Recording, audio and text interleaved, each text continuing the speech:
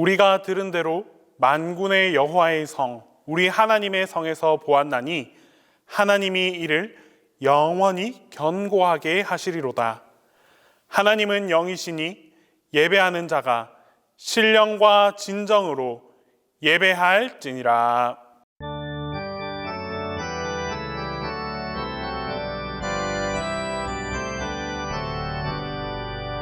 내 주의 나라와 주 계신 성전과 피 흘려 사신 교회를 늘 사랑합니다. 내 주의 교회는 전성과 같아서 눈동자같이 아끼사 늘 보호하시네. 이 교회 위하여 눈물과 기도로 내 생명 다하기까지 늘 감사합니다. 성도의 교제와 교회의 위로와 우주와 맺은 언약을 늘 기뻐합니다. 하늘의 영광과 베푸신 은혜가 진리와 함께 영원히 시온에 넘치네. 아멘.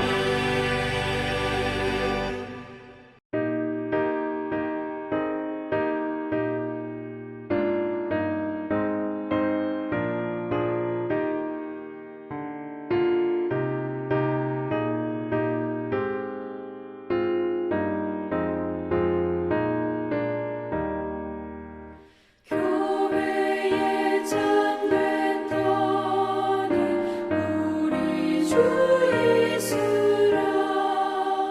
그 귀한 말씀 위에 이 교회 세웠네.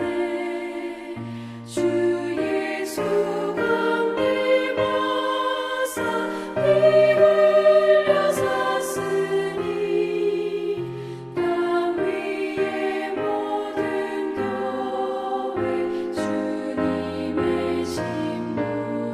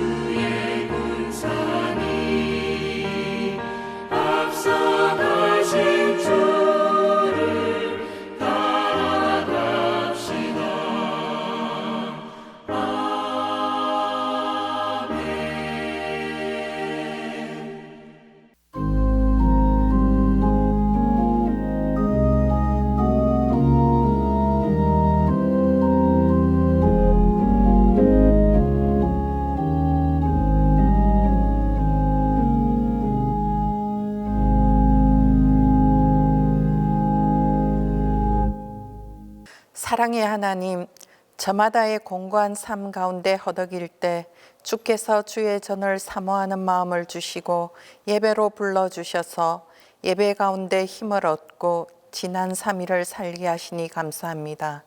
이제 수요 예배로 다시 모였습니다. 바라옵기는 우리의 예배를 기뻐 받아 주옵소서. 예배 가운데 우리의 마음밭을 기경하여 주셔서 우리의 모습 속에 하나님의 형상이 회복되게 하옵소서. 분열과 갈등이 사라지고 온전히 성령의 아름다운 열매 맺는 옥토가 되게 하옵소서.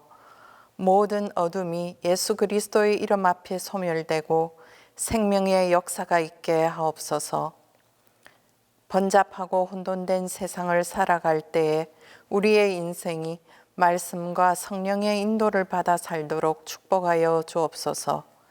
각자의 결핍이 하나님께 나아가는 기도의 길이 되게 하셔서 성령님께서 말씀을 통해 사람과 환경을 통해 상황을 통해 말씀하시는 주의 음성을 듣게 하옵소서. 환경에 위축되지 않고 주의 구원받은 자녀로 책임을 다하며 주의 주신 자유를 누리며 표대를 향해 나아가는 능력 있는 그리스도인으로 살아가게 하옵소서. 담임 목사님께서 말씀을 준비하시거나 선포하실 때 성령께서 능력으로 함께 하시며 맡기신 사역 잘 감당할 수 있도록 강건하게 붙들어 주옵소서. 합력하여 선을 이루실 주님을 믿으며 예수 그리스도의 이름으로 기도합니다. 아멘.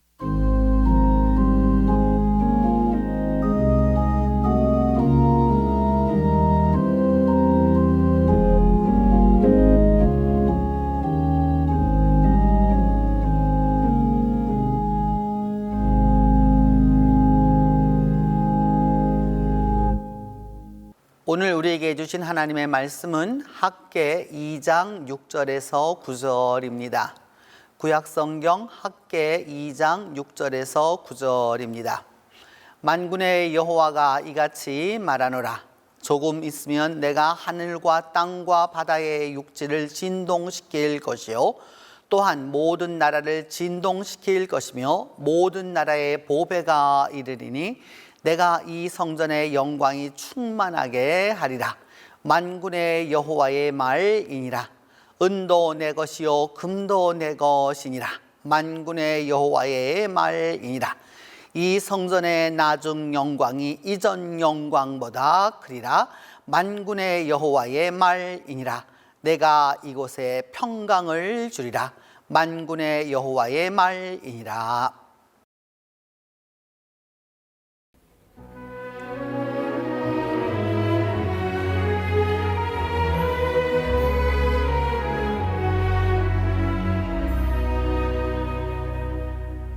Last night I lay asleeping, there came a dream so fair. I stood in old Jerusalem beside the temple there. I heard the children singing, and ever as they sang, methought the voice of angels from heaven answered rang. Methought the voice of angels from heaven answered rang.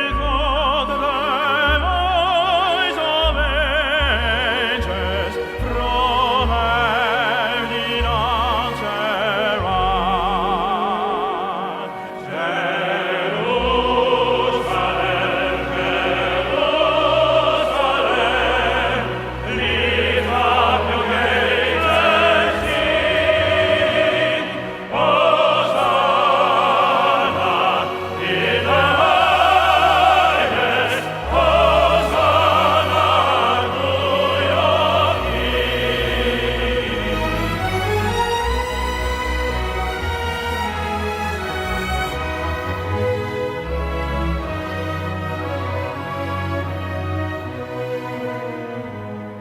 And then methought my dream was changed, the streets no longer rang. Hushed were the glad hosannas, the little children sang. The sun grew dark with mystery, the moon was cold and chill. field, as the shadow of a crossroads upon a lonely hill, as the shadow of a crossroads upon a lonely hill.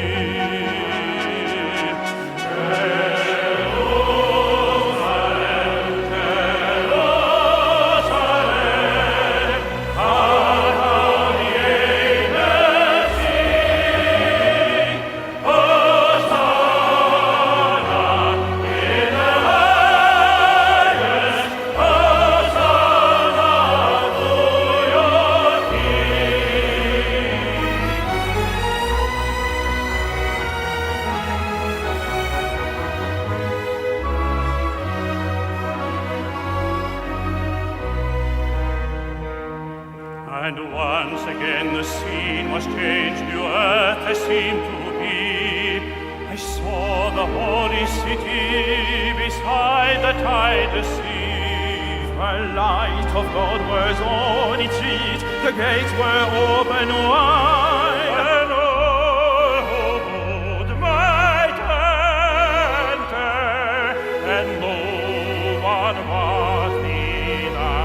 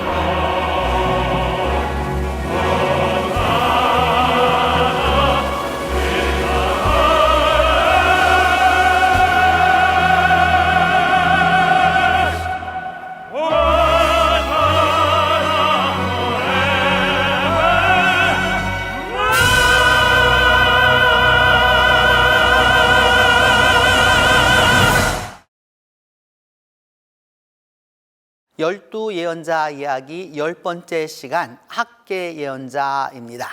오늘은 이전 영광보다 크리라 라고 하는 제목을 가지고 학계 2장 6절로 9절에 근거해서 학계 선지자의 그 신학과 또 그의 말씀과 또 그가 전했던 당시의 상황과 이 모든 것을 살펴봄으로써 하나님의 은혜를 얻고자 합니다. 먼저 그 학계의 이름과 고향에 대하여서 우리가 늘 이렇게 그 선지자가 있으면 살펴보는데, 오늘은 학계의 이름과 고향에 있어서 그의 고향은 알 길은 없고요. 그의 이름에 대하여서 먼저 우리가 살펴보려고 합니다. 학계 1장 1절을 보면 다리오 왕 제2년 6째 달 곧 그 달 초하루에 여호와의 말씀이 선지자 학계로 말미암아 이렇게 그 스아디알의 유다 총독 수르바벨과 대제사장 여호수아에게 임하였다라고 이렇게 말씀하고 있습니다. 이곳에서 그러니까 보통과는 좀 다르죠. 누구의 아들, 누구의 말씀이니라 이렇게 나가는 내 학계만은 아주 독특하게 그렇게 사용하지 않고 이런 말씀으로 주어져 있습니다. 이곳에 다리오 왕, 성경에는 그 1세, 2세 이런 말을 잘 쓰지 않고 아직도 우리 사회에서도 역시나 1세, 2세, 3세 뭐 이런 말을 잘 쓰지 않고 있기 때문에 우리 문화에는 익숙하지 않지만 이쪽이 이미 고대로부터 있었던 문화이기 때문에 이쪽에는 그 선조의 이름을 쓰는 것들을 상당히 좋아해서 그 선조의 이름 다음에 1세, 2세, 3세 이런 것이었죠. 다리오 왕은 페르시아 제국에 있어서 아주 제일 위대한 왕이었습니다. 그래서 다리우스 the Great라고 해서 주전 522년부터 486년까지 근 40년에 걸쳐서 그 페르시아 제국을 다스렸던 왕이었습니다. 그렇기 때문에 그 고레스가 이 페르시아 제국을 창업했다면 다리우스는 그의 그 최고의 번성기를 누렸던 왕 가운데 하나였습니다. 그 다리오 왕 제2년 6대 달 곧 그 달 초하루에 이렇게 말하고 있는데 다리오 왕 2년 6번째 달 그 1일에 이런 말이 되겠죠.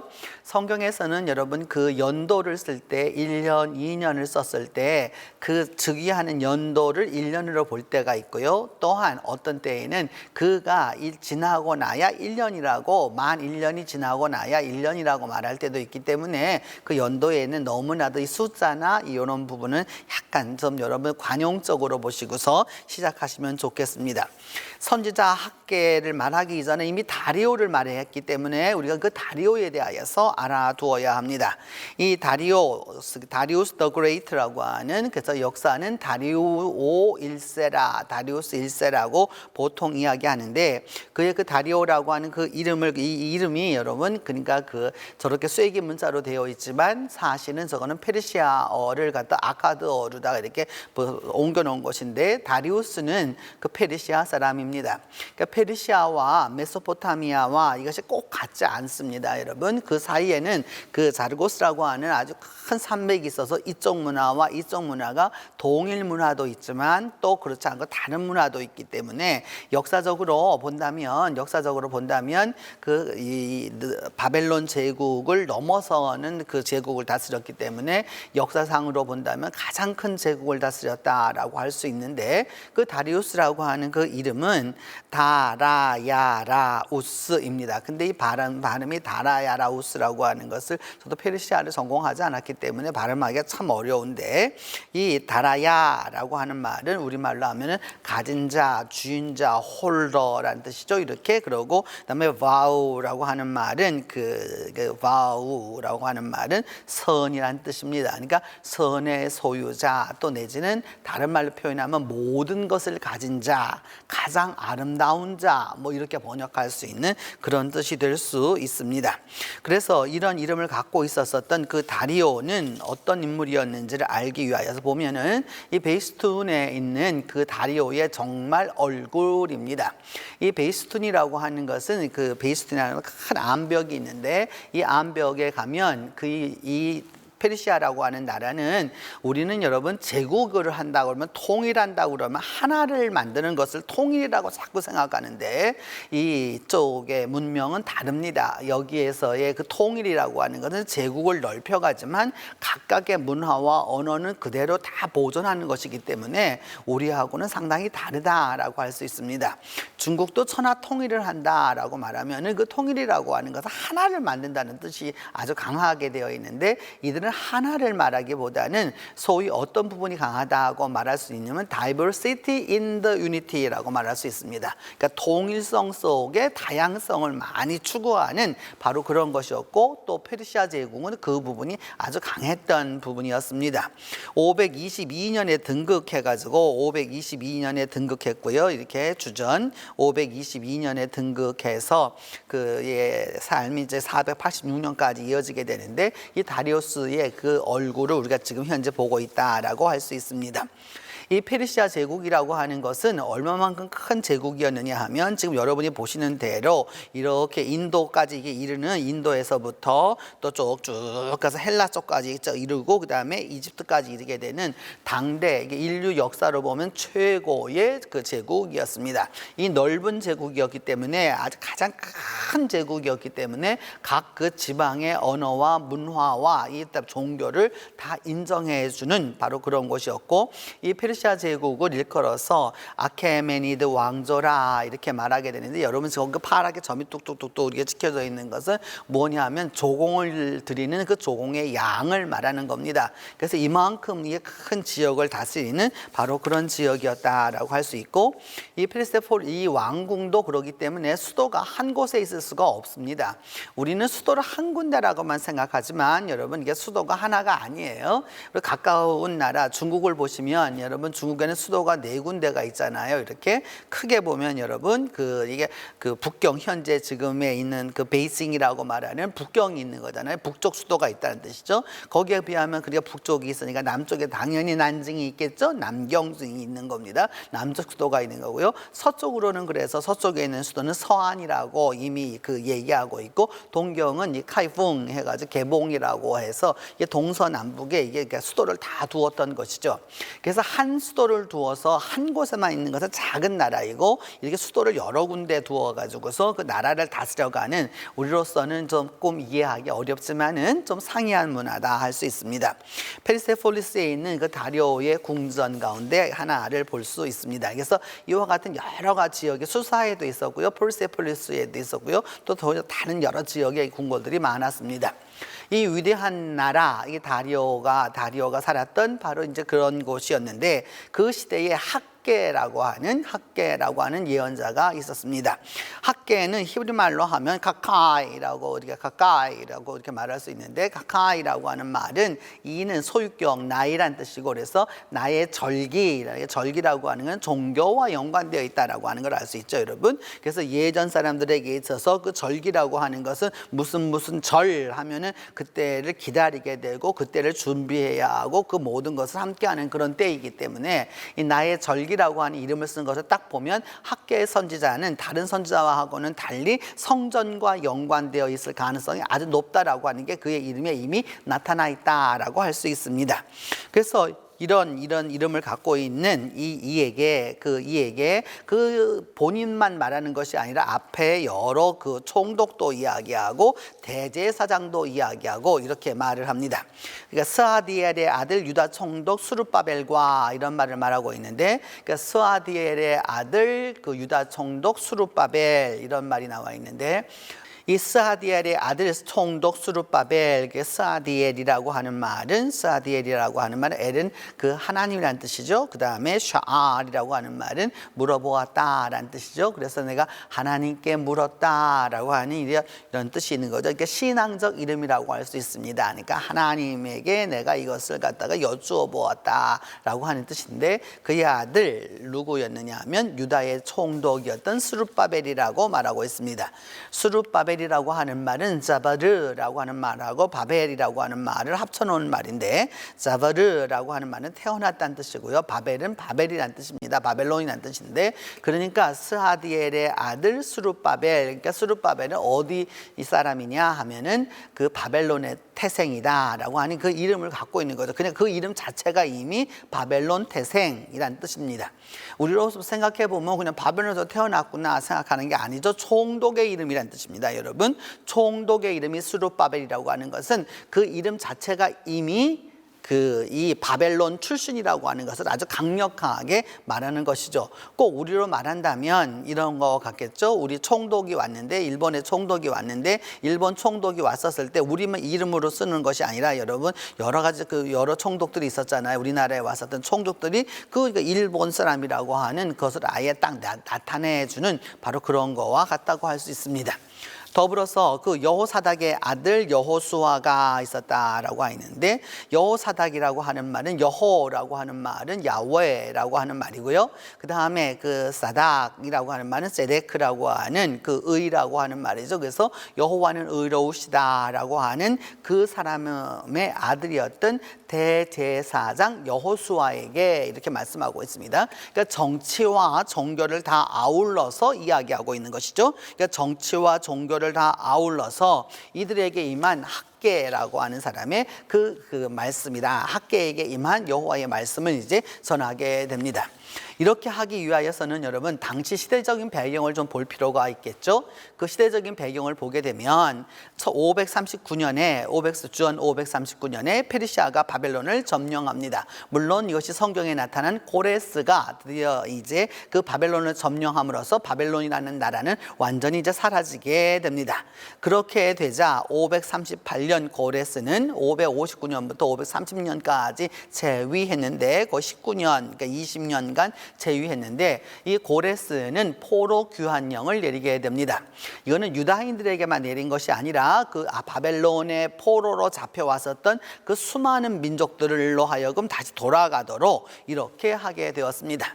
이제부터 그러니까 그 유다는 누구의 지배를 받게 되었느냐? 페르시아의 지배를 받게 된 것입니다. 그러니까 페르시아의 지배를 받게 되니까 페르시아의 총독이 오게 되었죠. 그 총독의 이름이 바로 누구였느냐? 수르바벨이라고 지금 이야기하게 되는 겁니다. 더불어서 종교 관용 정책을 썼는데 뭐냐면 나라가 원체 인도서부터 이쪽에 유럽과 또 그 다음에 이집트에 이르는 아주 대단한 지역이었기 때문에 종교 관용 정책을 써서 각 지역마다 자기들의 종교를 그대로 인정해 주게 되었습니다.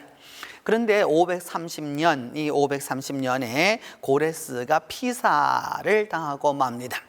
이 대제국의 최고 통치자인 황제가 피살을 당했다라고 하는 것은 페르시아 제국의 정권이 또 내지는 이 파워가 이 권력이 그 불안하다라고 하는 것을 이제 이야기하게 되는 것이죠.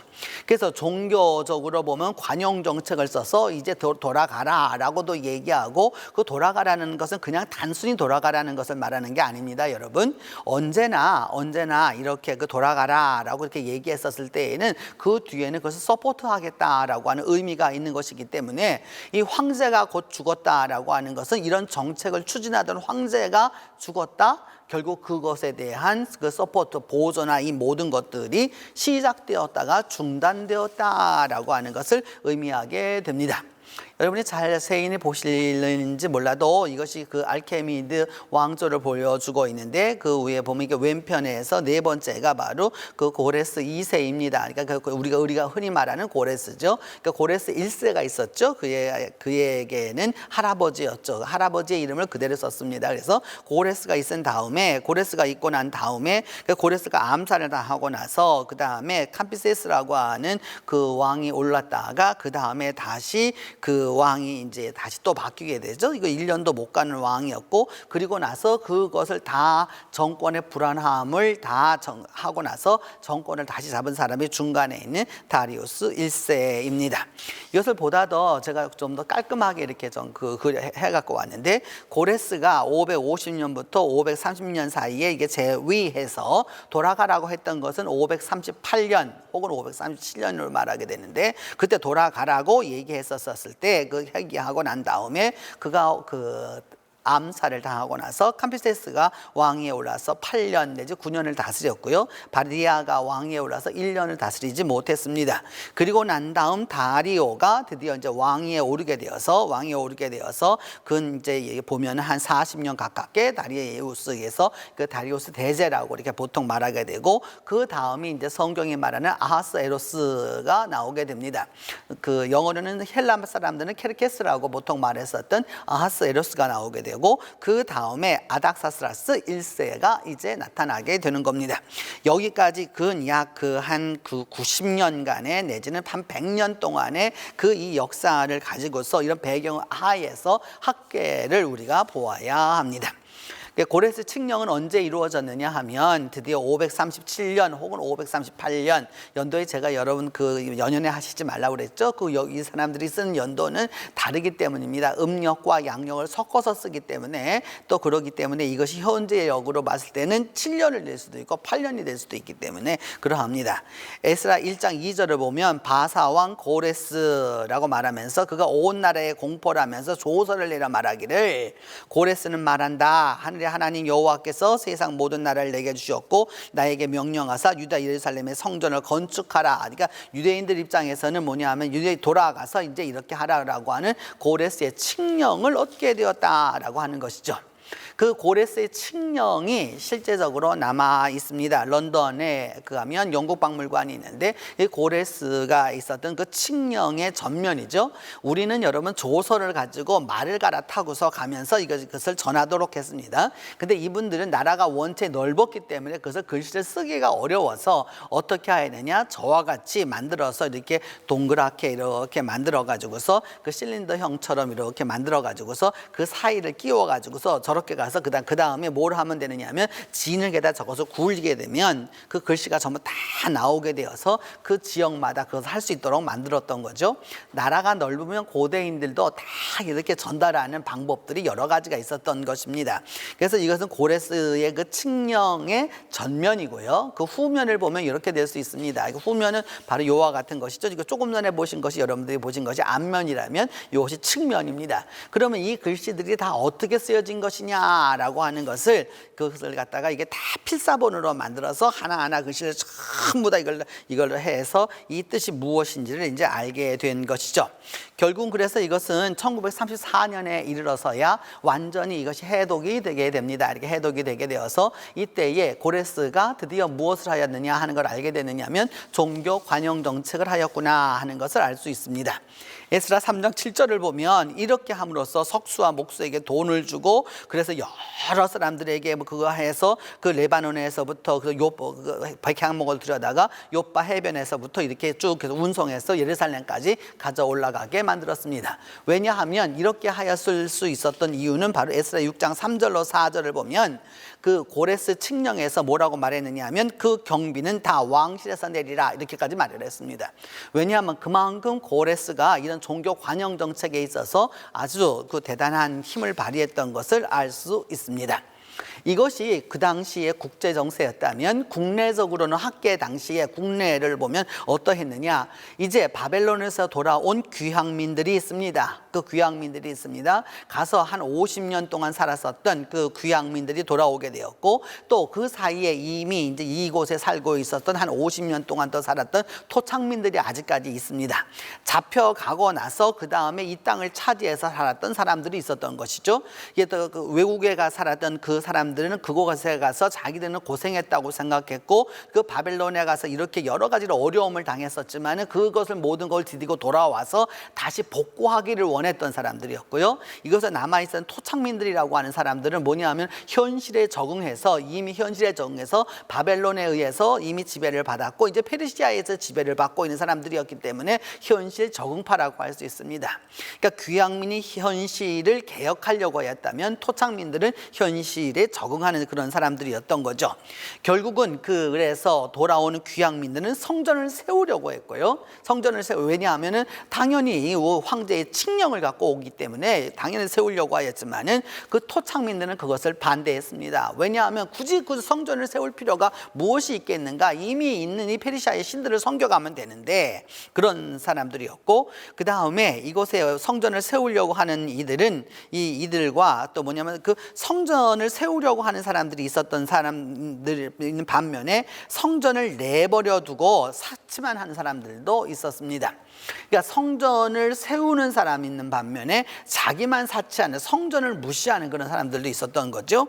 또 더불어서 이러한 내부의 문제를 가지고서 외부로 돌리려고 하는 사람들이 있었습니다. 후에 우리 조금 있다가 이제 더 말씀을 공부하게 되겠지만, 이 자기들의 많은 문제들을 어디에 보고하느냐? 페르시아의 그 황실로 보고합니다. 그래서 우리에게 이런 문제가 많이 있다라고 하는 막 여러 가지 문제들을 가지고서 이야기하게 되는 아주 정치적으로 복잡한 그런 시대였습니다. 그랬기 때문에 여러분 여기에 그 총독의 이름이 스룹바벨이라고 하는 총독이 나오게 되는 거고, 대제사장이 나오게 되는 거고, 그 가운데에 학계라고 하는 예언자를 통해서 하나님의 말씀이 주어지게 되는 것입니다. 그러면 이들이 구체적으로 어떻게 하였느냐라고 하는 것을 에스라 4장 4절로 6절을 보면, 바사왕 고레스 시대부터 바사왕 다리오가 즉위할 때까지 이들이 어떻게 하였느냐 하면은 관리들에게 뇌물을 주어 가지고 그 성전을 건축하려고 하는 것을 계획을 막았고, 아하스에로스가 즉위할 때에는 그들에게 글을 올려가지고 유다와 예루살렘 주민을 고발하였다라고 이렇게 말씀하고 있습니다. 그러니까 성전을 지으라고 하는 것은 고레스였습니다. 고레스인데 고레스는 말씀드렸던 대로 암살을 당하고 맙니다. 그리고 나서 정권이 흔들흔들거리는 약 한 8, 9년 동안에 흔들흔들거리는 동안에 이제 드디어 다리오가 왕위에 오르게 되는데, 그 다리오가 왕위에 오르게 그 시대부터 뭐냐 하면은 이 성전을 짓지 못하게 하는 여러 가지 그 일이 있었다는 걸 알 수 있고, 아하스에로스까지 이어져 오는 것을 알 수 있습니다. 그래서 이제는 고발장까지 이곳에까지 도달하게 되었다라는 걸 알 수 있죠. 그래서 이 역사라고 하는 것이 여러분 아까 보시는 대로 고레스에서부터 시작되어 가지고 지금 아하스에로스까지 오게 되었다라고 하는 것을 알 수 있습니다. 그랬을 때에 그 다리우스 1세의 칙령이 다시 이루어지게 되는데, 이 다리우스 1세의 칙령과 오늘 성경에 나오는 그 다리오와 같은 그 이름이기 때문에 학계는 이 시대에 그 활동했던 것으로 보입니다. 그가 즉위했던 것은 그가 즉위함으로써 이제 드디어 이제 다리우스가 왕위에 오르게 되었는데, 그때가 522년이었거든요. 522년이었는데 518년에 그러니까 약 4년 되었을 때에 칙령을 발휘하게 됩니다. 에스라에는 아닥사스다라고 되어 있는데, 우리 성경에는 여러분 이게 그냥 그대로 이렇게 아닥사스다라고 되어 있지만, 히브리 성경에는 이걸 가로치기로 해서 그것을 이 이름을 빼어야 한다라고 하는 것을 알 수 있습니다. 실제적으로는 누구가 맞느냐 하면 다리오가 더 맞다고 할 수 있습니다. 그러니까 성경 안에서 보면 역사적으로 약간의 이런 차이들이 있습니다. 이렇게 볼 수 있는데, 그 다리오 왕이 이렇게 그 조서가 내려와 가지고 그들이 예루살렘에 앞에 와 가지고서 뭐냐면 그 칙령을 읽었는데, 그 칙령을 읽음으로 말미암아서 어떻게 되었느냐 하면은 성전 공사가 중지되었다라고 이제 얘기합니다. 그래서 다리오 2년까지 중단되었다라고 하는 것이죠. 그러자 유다인들이 이 고레스 칙령을 받아서 와서 이게 그 성전을 복원하는데 이렇게 반대해서 이런 일이 벌어지게 되자 다시 재차 그 고레스의 칙령을 확인해 달라라고 이제 요청을 하게 됩니다. 그래서 에스라 5장 13절과 15절을 보면은 그 고레스 왕 원년에 다시 조서를 내려가지고서 그 하나님의 성전을 건축하게 했고, 이렇게 쭉 다시 다시 하라고 이제 이야기하게 됩니다. 이렇게 다시 그것을 하라고 이렇게 이야기하자 그 다리우스의 모습을 이제 볼 수 있게 되는데, 다리우스의 모습을 보면 이와 같은 것이죠, 여러분.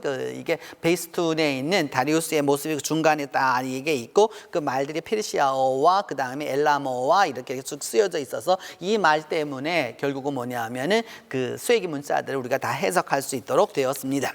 이 다리우스 1세의 칙령을 어떻게 다리우스는 그러면 그것을 알아달라라고 하는 것은 고레스의 칙령인 것을 확실하다는 것을 알려주어서 다시 해달라고 하는 것을 알기 위하여서 에스라 6장 1절로 2절을 보면은 왕실의 모든 문서 창고를 다 뒤져가지고서 그 모든 곳에 있는 것을 다 조사하게 해가지고 어디에 있는 것이었느냐 하면은 메데도라고 말하고 있는데, 메데와 이 사람들이 이쪽에 이 페르시아 쪽을 합쳐가지고서 나중에 페르시아 제국을 만들었거든요. 그 사람이 누구냐면 바로 고레스였는데, 메데도라고 하는, 우리말로 하면 강원도나 경상도 하는 그런 이렇게 지역을 말하게 되는 거죠. 메데 지역에 있는 앙메다 궁성에서 두루마리를 찾았는데 거기에 무엇이 기록이 되었느냐라고 하면은 그것에 이제 쭉 이어지게 고레스의 그 칙령이 있는 것을 알게 되었습니다. 그래서 그 예루살렘 성전에 쭉 이렇게 해서 하겠다라고 하는 것을 쭉 보여주게 되는 거죠. 그래서 경비 또한 왕실에서 내겠다라고 하는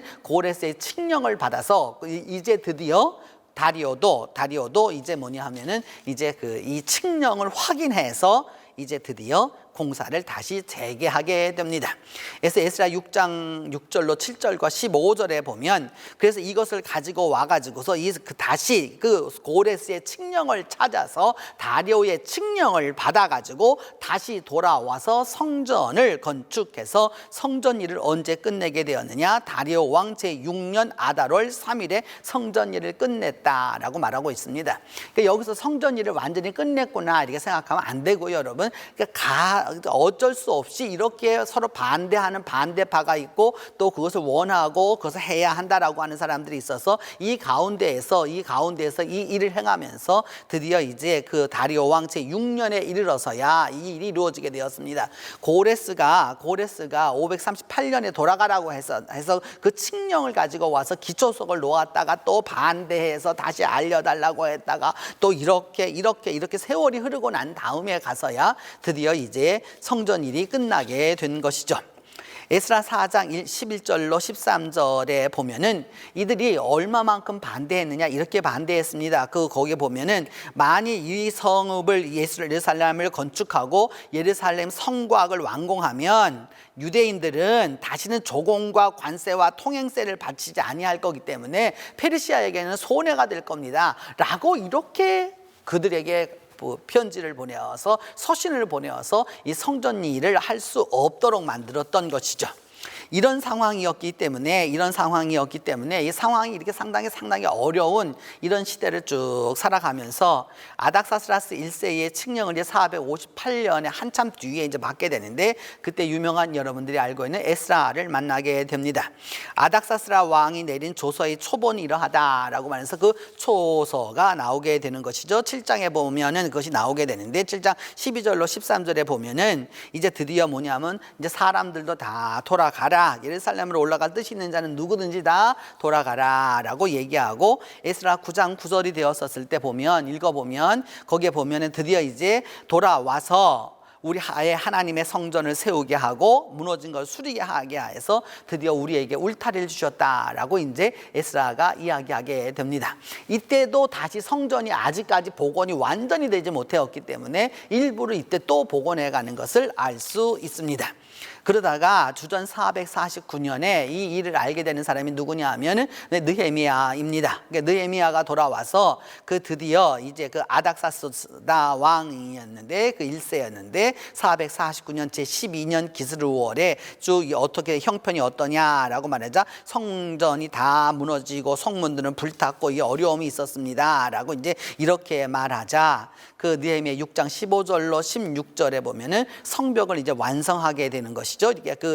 하게 되는 것을 이제 알게 됩니다. 그래서 그것을 성전을 이제 완성했던 것까지가 이제 언제였느냐 하면 449년까지였죠. 그러니까 거의 여러분 한 80년 동안에 이제 이 한 8, 90년 동안에 역사가 이게 쭉 이어져 가는 곳이었습니다. 그러니까 한마디로 말하면 여러분 제가 여러 가지 역사 이야기를 하였는데 뭐냐 하면은 고레스는 돌아가라 했습니다. 그래서 종교 관영책을 썼습니다. 종교 관영책을 써 돌아가라고 했는데 그래서 왕실로부터 그것을 다 서포트해서 성전에 그것을 해서 성전에 기초석을 놓았었는데 고레스가 죽음으로 말미암아서 이것이 정지되고 맙니다. 그리고 정지되었었을 때 어떻게 하였느냐? 같은 유대인들끼리도 뭐였느냐 하면 토착민들과 또 그리고 돌아왔던 귀향민들 사이에서 갈등이 벌어져서 서로 간에 헐뜯는 것이 많아서 결국은 페르시아 제국에 이것을 하지 못하도록 하라고 하는 그런 문서들을 계속 보내어서 이게 나라가 혼돈에 빠져 있던 바로 그런 시대였습니다. 이런 시대에 하나님의 말씀을 맡았던 사람이 바로 누구였느냐? 바로 학개였습니다.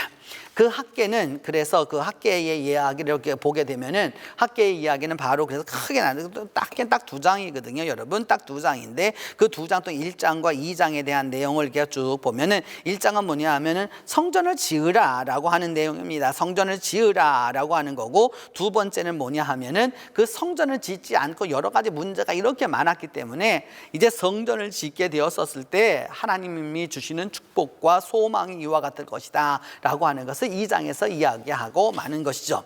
그래서 1장부터 우리가 들어가 보면 1장의 내용 1장 1절로 15절까지 보면은 성전을 재건하라는 명령이 있는데 그 성전 재건의 명령을 일부는 이행하고 나머지 사람들은 불이행하는 모습들을 이제 보게 됩니다. 학개 1장 3절로 4절은 말하기를 선지자 학개에게 여호와의 말씀이 임하였는데 이 성전이 황폐하였다 딱 얘기하면서 너희가 이때에 판벽한 집에 거주하는 것이 옳으냐라고 이렇게 말합니다. 성전은 황폐하였는데 판벽하다라고 하니 판이라고 하는 말이 나오는데 나무로 했다는 뜻이죠, 여러분. 그러니까 이 고대 근동에 있어서, 그러니까 고대 근동에서 이집트와 더불어서 또 이쪽 다 지역 메소포타미아 지역까지 있어서 여러분 나무는 아주 귀한 것이었습니다. 나무는 아주 가장 귀한 것이었기 때문에 이스라엘은 고대로부터 그래서 레바논에서 백향목을 데려오도록 했던 것이죠. 그런데 뭐냐 하면 사람들 자기들 집에는 판벽한 집에 살고 이게 나무로 지은 집에 살고 그 다음에 성전은 그냥 내버려 두었다라고 하는 걸 알 수 있습니다. 돌아온 사람들 중에서도 하나님의 전을 세우려고 하는 사람이 있었지만 그렇지 않은 사람들이 있으면서 일반 백성들은 뭐 했느냐? 하나님의 집은 전혀 상관하지 아니하고 자기들은 사치스럽게 살았다라고 하는 것을 알 수 있습니다. 후에는 그래서 그 성전을 짓고 나서도 보면은 옛날에 옛 성전을 보았던 그 솔로몬 성전을 보았던 노인들이 아직까지 그때까지 살아 있어서 그 이 전 지대의 그 지대 노임을 보면 통곡을 하였다. 왜냐하면 너무 왜소했기 때문에 통곡했다라고 말하고, 근데 그것조차도 좋아하는 사람들이 있어가지고 이 소리가 뒤 엉켜가지고서 백성들이 분별하지 못하였다까지도 이야기하고 있습니다. 이와 같은 상황 속에서 이 학개 1장 5절은 말씀합니다. 이렇게 하나님의 전을 황폐하게 해놓고 너희는 사치스럽게 사는 게 그래 그것이 옳은 일이냐라고 말하면서 만군의 여호와가 말한다고 해서 너희 소위를 살펴보라, 행위를 살펴보라고 계속해서 이야기합니다. 이 학개 1장에서 계속적으로 반복하는 이야기는 뭐냐? 너희는 너희의 행위를 살펴보라 이렇게 얘기합니다. 반대하는 사람들에게는 반대하는 다 이유가 있기 때문인 것이죠. 1장 6절로 7절을 말하기는 그래서 뭐라고 말하느냐 하면은 너희가 씨를 뿌려도 수확이 별로 없을 거고 먹어도 배부르지 않고 마실지라도 흡족하지 않고 입어도 따뜻하지 않고 결국 일꾼이 삭슬 받아도 결국 뭐냐 주머니가 뚫려가지고 다 돈이 다 빠져나가고 마는데 결국 왜 이렇게 되느냐? 행위를 살펴보라. 너희가 어떤 행위를 하고 있느냐라고 하는 것을 살펴보라라고 이야기합니다. 그래서 1장 8절은 말씀하기를 다시 산에 올라가서 나무를 가져다가 성전을 건축해라. 그리하면 내가 영광을 얻고 기뻐할 것이다 라고 이야기합니다. 그랬는데 그렇게 하라고 하나님은 말씀하는데도 불구하고 너희는 많은 것을 받았으나 도려 적었고 그것을 집으로 가져갔으나 내가 불어버렸다. 뭐냐면 하나님의 전을 건축하기 위해서 그것을 가져오라고 하는 것들을 하나님의 전을 왜 사용하지 않냐고 개인 사용으로 이렇게 사용했다라고 하는 것이죠. 결국 그래서 왜 이렇게 내 집은 황폐하였는데 너희들은 각자 자기 집 짓기에 너무나도 자기 집을 사치하게 만드는데 거기에 더 빨랐다라고 이제 말씀하고 있는 것입니다. 그래서 결국은 뭐냐면 너희가 이렇게 하기 때문에 너희의 행위를 살펴서 결국은 뭐냐 하면은 안 된다라고 말씀하면서 스스로의 행위를 돌이켜보라라고 말씀합니다. 그러면서 이제 그런 가운데서 학개 1장 14절로 15절에 보면은 이제 그 남은 백성들의 마음을 감동시켜 가지고 그들이 와 가지고 결국 하나님의 전을 건축해서 그 공사를 하였는데 그때가 언제였느냐? 다리오 왕 제2년 6째 달 24일이었다라고 하는 거죠. 고레스가 말하고 난 다음에 한참 지나고 나서서야 이제 이 성전을 이제 건축하게 되는 겁니다.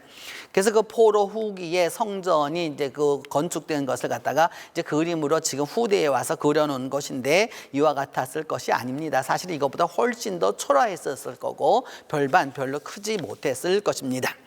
2장 1절로 9절을 보면 2장 1절로 9절에서는 현재 성전의 그 비참함과 다가올 미래의 영광에 대하여서 이제 말씀합니다. 학개 2장 3절은 말하기를 너희 가운데 남아있는 자 중에서 이전 영광을 본 자가 누구냐? 그래서 이것이 너희 눈에 그렇게 좋아 보이지 않지 않느냐? 옛날의 것을 다 본 사람들은 지금 것이 훤히 보이지 않느냐라고 이제 말씀하게 되는 것이죠. 그러면서 말씀하기를 수르바벨아 굳세게 하라, 여호사닥의 아들 여호수아야 굳세게 하라. 그러니까 정치 지도자와 종교 지도자야 굳세게 하라는 겁니다. 백성들이 거기에 듣지 않고 있기 때문에 굳세게 하라. 그러나 스스로 일할지어다 모든 백성아 일하라라고 말하면서 내가 너희와 함께한다라고 하는 이제 이런 말씀. 말씀을 전하게 됩니다. 그러면서 계속해서 반복하는 말이 뭐냐? 만군의 여호와의 말이라고 말합니다. 만군의 여호와의 말이라는 뜻은 여러분 구약 안에서 특별한 의미를 갖는 겁니다. 이것은 하나님의 말씀 가운데서 하나님이 군대 사령관처럼 최고의 왕권을 가지고서 이것을 다스려 나간다라고 하는 아주 강력한 메시지를 갖고 있는 거죠. 그냥 하나님의 말씀이 아니라는 겁니다. 그래서 하나님이 말씀하기를 은도 내 것이고 금도 내 것인데 이 성전의 나중 영광이 지금보다 훨씬 옛날 그 너희들이 지금 그 옛날 본 것을 보고서 지금 현재가 별 볼 일 없어가지고 울고 있지만 그것보다 훨씬 큰 것이다 라고 말하면서 만군의 여호와의 말이라고 말씀하면서 이제 내가 그래서 정말로 무엇을 할 것이냐? 살렘, 샬롬을 줄 것이다 라고 말하는 거죠. 그래서 너에게 평강을 줄 것이다 라고 이제 이렇게 말씀합니다. 그러면서 그 말씀하는 바가 무엇이냐 하면 이 성전의 나중 영광이 이전 영광보다 크리라 라고 이제 그렇게 아주 강력하게 말씀하게 되는 겁니다. 그래서 현재에 너무 그렇게 실망하지 말라라고 하는 거죠. 그 하나님의 성전을 지었던 사람들에게 말씀입니다. 그러면서 이제 2장 10절로 19절을 보면 이제부터 하나님의 그 성전이 놓여 있지 않았던 그때를 한번 생각해봐라. 돌 위에 놓이지 않았던 새를 너희는 오늘부터 한번 생각해 보아라. 그러면서 그때 그 또 성전 그때 그 기초석을 놓으면서 그 성전의 땅 그 돌을 놓던 때를 한번 생각해 보라고 하면서 그래서 이제라도 곡식 종자가 창고에 있느냐 포도와 무화과와 석류와 감람나무가 열매를 맺지 못하였지만은 이제부터는 하나님께 오늘부터는 내가 너희에게 복을 줄 것이다 라고 말씀합니다. 성전이 이제 이렇게 이남 아래도 이루어졌기 때문에 하나님이 어떻게 하시느냐? 이제부터 오늘부터는 복을 줄 것이다 라고 이야기합니다. 이런 말씀이 주어졌음에도 불구하고 성전 건축 반대는 계속되고 저항도 계속됩니다. 에스라 3장 12절로 13절을 보면은 그 노인들이 그 성전을 보았던 사람들은 대성통곡하고 막 울고 막 그랬지만은 그것에 대해서 그렇게 하지 않는 사람들이 있었었죠. 그래서 뭐냐 하면은 에스라 4장 3절을 보면은 하나님을 성전을 건축하는 데 있어서 이렇게 해서 우리가 와서 이제 우리는 우리대로 할 테니까 너희들은 걱정하지 마라 이렇게 반대하는 사람들한테 이야기하니까 나머지 사람들이 뭐냐 하면 그 어떻게 하였느냐 계속해서 뇌물을 쓰고 그 다음에 반대하고 그 다음에 글을 올려가지고서 그 일을 계속해서 반대합니다. 그렇게 반대해서 결국 성전이 건축이 중단되었던 때도 있었었고요. 그렇게 해서 에스라 5장에 가게 되면은 느부갓네살이 그 다 가져갔던 기명들을 다시 다 내어주라고 하는 그 고레스의 그 칙령이 있습니다. 그래서 다시 다리오와 아닥사스다의 조서를 따라서 성전 건축을 하는 일을 그때 가서 또 계속하게 되는 것이죠. 에스라 6장에 보면 이제 이때쯤 되어서야 결국은 어떻게 될 수 있느냐 하면은 이와 같은 모습으로 이제 성전이 이제 어느 정도 완공이 제2차 그러니까 성전이 완공이 되게 됩니다. 그러면서 수르바벨이라고 하는 사람을 저 학계는 굉장하게 그 말하게 됩니다. 그 스아디아야는 내 종 수르바벨아 여호와가 말한다. 내가 너를 세우고 너를 인장으로 삼으니 내가 너를 택하였다라고 말하면서 그 수르바벨에 대하여서 굉장하게 이렇게 그 힘을 실어주는 모습으로 학계는 끝이 나게 됩니다. 이와 같은 모습을 통해서 보게 되면 여러분 당시 사람들의 그 모습들을 이렇게 보면서 이 학계가 이제 어디에 그 학계의 마지막에 그 최후가 있었을까라고 하는 것을 보게 되면 바로 이제 이곳이라고 생각을 하는 것이죠. 이곳이라고 생각하는 것인데 어디냐 하면은 이거는 그 1903년에 찍은 사진이에요. 그래가지고 이게 감남산 쪽을 바라보면서 찍은 것인데 그곳에 어느 곳이 있을 것이다라고 이제 생각을 하게 되는 건데요. 지금도 가서 보시면 그 감남산 올리브산에 가 보면 그 Tombs of the Prophet이라고 되어 있는데 이 Prophet이라고 하는 말은 누구를 말하게 되느냐? 학계, 스가랴, 말라기 이 세 사람을 말하게 되는 겁니다. 그래서 가서 보면 이렇게 사인이 있어서 그 무덤을 가서 볼 수가 있죠. 가 보시면 여러분 이렇게 무덤으로 내려가는 게 그 학계의 무덤으로 내려가는 곳이 이게 보이고요. 이렇게 그래서 그 무덤을 내려가서 계단을 내려가 보면 저와 같은 모습으로 되어 있고 그 안에 들어가 보면 이게 무덤은 텅 비어 있습니다. 사실은 그래서 왜냐하면 이게 참 아주 그 성서 고고학에 있어서 지금까지 해결되지 않는 문제 가운데 하나인데 무엇이냐 하면 그 아직까지 유다 열왕들의 무덤이 한 군데서도 발굴된 것이 없고요. 이게 예언자들의 무덤 또한 발견된 것을 찾아볼 수 없습니다. 그렇기 때문에 참 어려운 문제이죠. 이제까지 여러분 제가 여러 무덤들이 있었다고 얘기하면서 얘기했지만 그것이 다 가면이라고 얘기했잖아요. 마찬가지입니다. 이것도 역시나 그들의 무덤이라고 전해오는 것이지 이것이 바로 그들의 무덤이다라고 하는 결정적 근거는 없다라고 할 수 있습니다. 이제 이 학계 선지자를 통해서 우리가 메시지를 받으려고 하는 것은 바로 이것입니다. 황폐해가는 교회, 화려해지는 집입니다. 오늘 이 코로나 사태를 맞이하여서 여러분 교회를 본다면 교회는 황폐해져 가고 있죠. 그리고 각자 살아가는 집들은 다 더욱더 화려해져 가고 있는 것을 볼 수 있습니다. 여러분 1970년대 교회와 그 다음에 60년대 교회와 80년대 교회와 2000년대 교회가 뭐가 별반 다릅니까? 뭐가 별반 달라지고 있습니까? 교인들의 집은 어떻게 되었습니까? 블로크 집에서부터 아파트에 이르러서 이제 모든 것이 전자동화되어 가고 있는 이런 시대를 살아가면서 교회는 그와 같이 못하고 있습니다. 그러면서 역시나 별로 관심이 없는 거죠, 여러분. 그래서 성경은 이야기하는 겁니다. 자기의 행위를 살필지니라. 자기의 행위를 살필지니라. 계속해서 학계를 통해서 말씀하는 바가 이것이죠. 성전은 황폐하였는데 판벽한 집에 거주하는 것이 옳으냐라는 거죠. 우리 교회는 그런 분들이 없어서 참 다행이라고 생각이 들어요. 때때로 자기 집에서 소파를 갈거나 자기 집에서 안 쓰는 물건이 있으면 교회로 보내는 사람들이 있어요. 교회는 쓰레기 치우는 곳이 아닙니다. 교회는 하나님에게 드리는 곳이에요. 하나님 앞에 예배하는 곳이에요. 최고의 것을 드려야 하고 최상의 것을 드려야 하는 것이지 자기 집에 쓰지 않는 것을 갖다가 교회로 보내는 것은 옳다고 보지 않습니다. 오늘 성경은 말하고 있잖아요. 성전은 황폐하였는데 너희의 집은 그렇게 판벽한 집에 사는 것이 옳으냐라는 거죠. 여러분 지금 이때에 나와 교회를 한번 비교해 볼 필요가 있는 거죠. 소위를 살펴보라고 이야기하는 것이죠. 두 번째는 이 학개서를 통해서 하나님 말씀하고자 하는 것은 이전 영광보다 크리라. 지금 교회를 보면 코로나 사태로 인하여서 교인들이 교회에 나오지 않죠. 여러분 꼭 교회에 나와야만이 모든 것이 다 되는 건 아니에요. 하나님은 전 세계 어느 곳에나 그 모든 곳에 계시죠. 그러나 여러분 분명한 것은 거룩한 장소가 분명히 필요한 것이 사실이죠. 신앙인에게 있어서 이 일은 부인할 수 없는 일입니다. 그런데 뭐냐? 교회는 비어가고 있는 거죠. 현실은 암담합니다. 근데 저는 목회자로서 한 가지 보는 바가 있습니다. 그것은 바로 무엇이냐? 오히려 코로나 때문에 신앙의 정화가 일어나서 교회는 앞으로 더 큰 소망을 얻게 될 것입니다. 이제 쭉정이는 가라라고 말할 수 있는 거예요. 아주 과감하게 말할 수 있습니다. 교회 안 나오는 사람이라고 쭉정이라고 말하는 게 아니에요. 신앙이 바로 되지 못한 쭉정이는 다 갚아버려라 라고 하는 거죠. 하나님께서 그것을 다 제거하실 거예요. 여러분 그럼에도 불구하고 남은 자가 얼마 안 되어서 눈물을 흘리면서 그 성전을 보면서 눈물을 흘렸던 학계 선지자 시대의 사람들처럼 그 남은 자들처럼 소수의 사람들처럼 그렇게 어려움이 있을지라도 반드시 소망의 날은 올 것입니다. 이 성전의 나중 영광이 이전 영광보다 크리라. 만군의 여호와의 말이니라. 이 말씀을 저는 믿습니다. 이 말씀이 그대로 이루어질 것이기 때문입니다.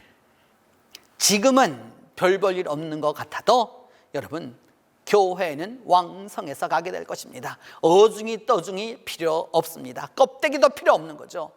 하나님의 말씀과 하나님의 뜻대로 살아가는, 정말로 그 뜻대로 살아가는 바로 그 사람들이 필요한 것이죠. 그렇기 때문에 그 사람들은 무엇을 얻을 것이냐? 평강을 얻게 될 것입니다.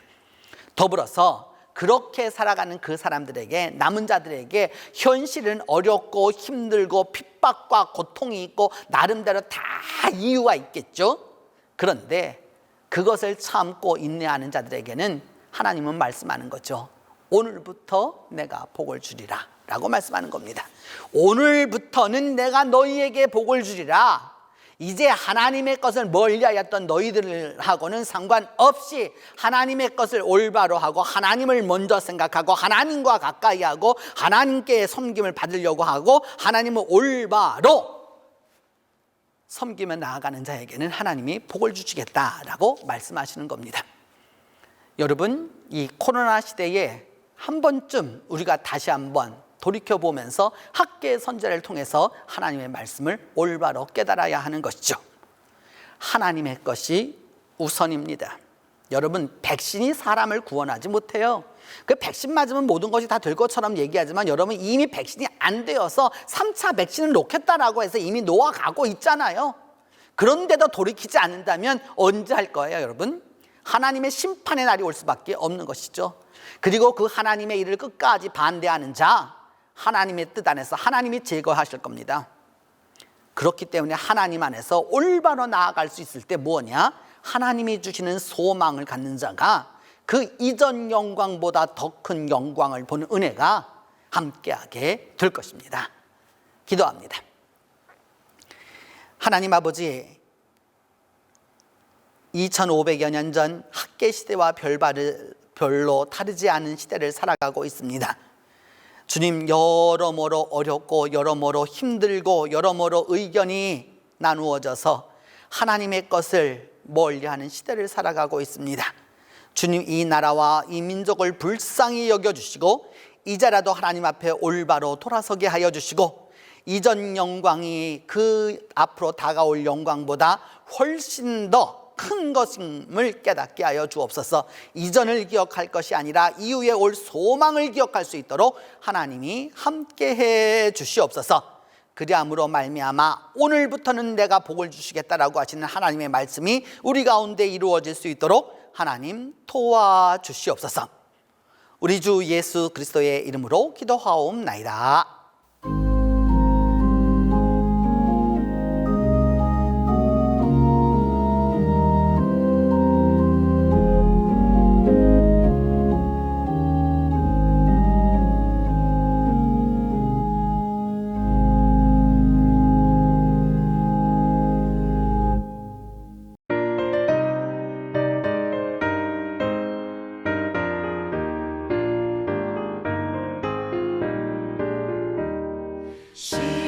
시온성과 같은 교회 그의 영광은 없다.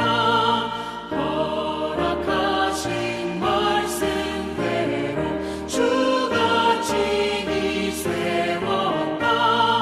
반석 위를 세운 교회 흔들 자가 누구랴.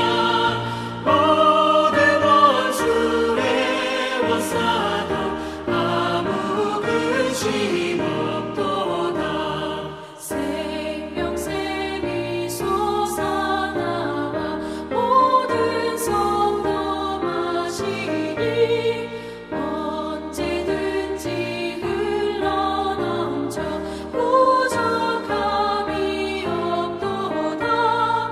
이런 물이 흘러가니 목마를 자 누구랴.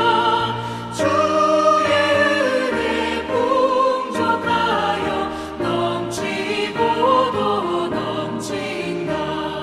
주의 은혜 내가 받아 시온 백성 되는데 세상 사람 비방해도 주를 찬송하리라.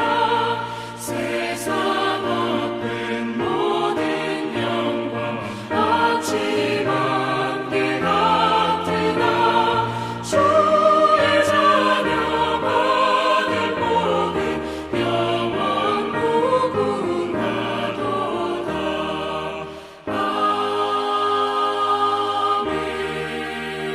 아멘. 이제는 우리 주 예수 그리스도의 은혜와 하나님의 사랑과 성령의 교통이 이전 영광보다 더 큰 영광을 소망하며 기대하는 모든 이들 위해 지금부터 함께 계시기를 축원하옵나이다.